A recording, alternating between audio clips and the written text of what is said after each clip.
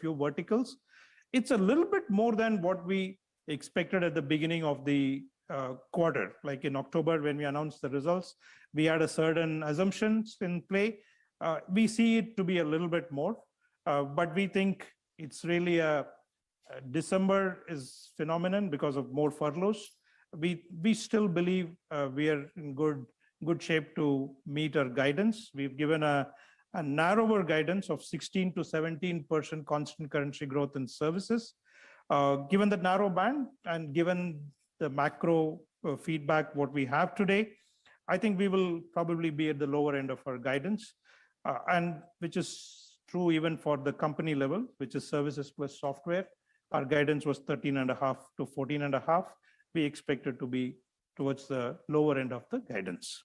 So we expect our business to be towards the lower end of the guidance. So service sector में 16 से 17% यानी कि 16% company deliver करती हुई दिखाई देगी और कुल जो रेवेन्यू गाइडेंस इन्होंने दिया था 13.5 से 14.5% वैसे भी नैरो रेंज था और उसके भी नैरो रेंज के लोअर एंड पर कंपनी डिलीवर करेगी। अब कंपनी साफ कह रही है तो दिसंबर वाला फैक्टर होता है, ये नॉर्मली Q4 Q3 एक थोड़ा सा फर्लोस के चलते दिसंबर में प्रेशर आना शुरू होता है, लेकिन उन्होंने कहा कि डिस्क्रिशनरी स्पेंड्स भी दरअसल कुछ वर्टिकल्स में कम होते हुए दिखाई दे रहे हैं और खासतौर से टेलीकॉम सेक्टर में वो डिस्क्रिशनरी स्पेंड जो है, जो क्लाइंट्स पैसा खर्च करते हैं अतिरिक्त सेवाओं के लिए, वो कम हो रहा है और यही चेतावनी ने दरअसल भारतीय बाजार में आईटी कंपनियों की धुलाई की है। यही नहीं, कुछ रिपोर्ट्स भी आई हैं जो कह रही हैं इन कंपनियों के वैल्यूएशंस बेहद महंगे हैं और वहां पर करेक्शन की जरूरत है। यतिन हमारे साथ जुड़ रहे हैं ये बताने के लिए कि एग्जैक्टली वो रिपोर्ट्स क्या कह रही हैं। यतिन, एक तो HCL टेक की कमेंट्री नेगेटिव थी तो उससे प्रेशर आया, लेकिन अब रिपोर्ट्स क्या कहने लगी है? क्लियरली जो HCL टेक्नोलॉजीज ने बयान दिया कि यूएस मार्केट्स और यूरोपियन मार्केट्स में जो मैक्रो कंडीशंस है उसके वजह से आपको रिस्क आते हुए दिखाई दे रहे हैं और गाइडेंस का लोअर एंड अब मीट हो पाएगा जो एक बैंड में था।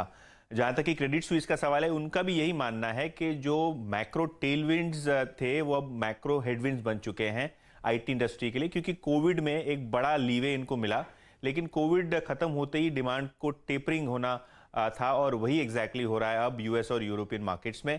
इनफैक्ट क्रेडिट स्विस का मानना यह है कि आपको 10 से 25% के बीच वैल्यूएशंस करेक्ट होने हुए दिख सकते हैं आईटी सेक्टर में। और जहां तक कि उनकी बैंड्स का सवाल है 10 से 27